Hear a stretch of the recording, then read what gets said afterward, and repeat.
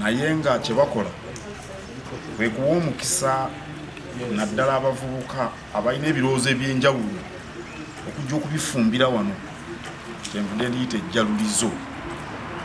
Ebirowoozo ebyo bisobola okuvaamu ebintu ebipya oba bya tekinologiya.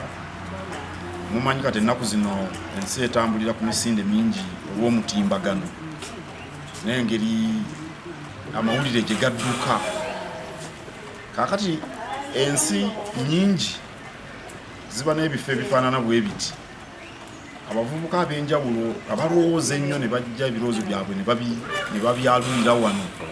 Bano ne babawa obusobozi okubikolamu emirimu egya bizinesi. Ate emirimu egyo ne giyamba n'ensi okukula n'okuwa abantu emirimu. Ekyokulabirako kyenyinza okubawa kati emmotoka ez'amasannyalaze zikolebwa nnyo mu Amerika. Naye abali emabega w'emmotoka ezo ez'amasannyalaze zisobola n'okusuula ebbeeyi y'amafuta. Beebo abajja mu bifo nga bino n'ebirowoozo ebyo ne babimaamira ekivaamu ne byalula.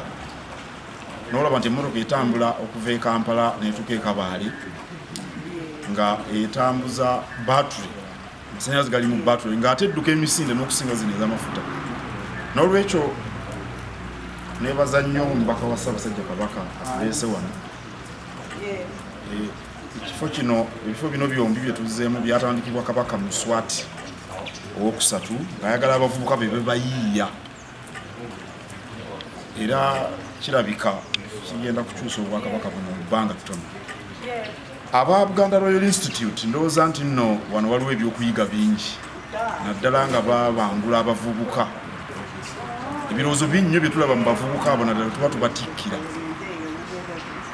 Twetaaga okubawagira ebirowoozo bye baba nabyo naddala abo batulaga nga tubatikkira basobole okubizimba bikule, bisobola okuvaamu bizinesi ez'amaanyi ennyo eziyinza okuleetera ensi obugagga nga bwe ndowooza n'ebifo.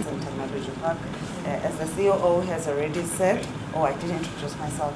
I'm Toby Letlami. These are innovation centers. The two of them we have visited. They were started by His Majesty King Mswati III with a view to equipping especially young people with the knowledge of the times. The knowledge of the times is ICT really. We want, the king, I've been told, wants young people to come up with ideas. The king wants the young people to be supported by these centers to develop these ideas, which he hopes can turn into thriving businesses, enterprises. He hopes that the ideas for industries can even come from here, and they produce goods which can be exported. But for you to be able to do that, you need to train people with the relevant knowledge, with the ideas that are relevant at the present moment. My colleagues and I are very impressed by the visionary, it's visionary idea, and I told him that I think this is very, very insightful. The king is being very innovative himself, coming up with this kind of idea. And there are lessons for us to learn, and I believe the Buganda Royal Institute can learn a lesson from this, because they equip young people with knowledge. But we need to give them further support, especially with the trending ideas, those that embrace especially ICT, which we have witnessed here this morning. So I'm very happy to be here, and I think next time I come back to the Kingdom of Eswatini, I'll visit again to pick more of these ideas. You never know where these ideas can take the Kingdom of Buganda as well. You're most for visiting the Royal Science and Technology Park.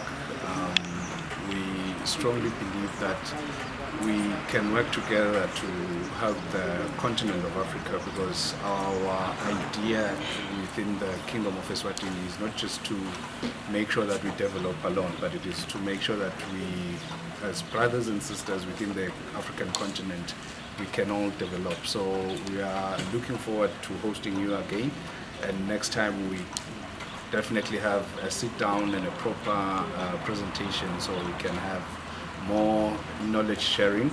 As you rightly said, we are looking forward to also learning from yourselves, because as much as we have established or were established this side, we do believe that you have brilliant ideas that can help us shape our development as we move forward. So thank you very much again for considering the Royal Science and Technology Park in your busy schedule.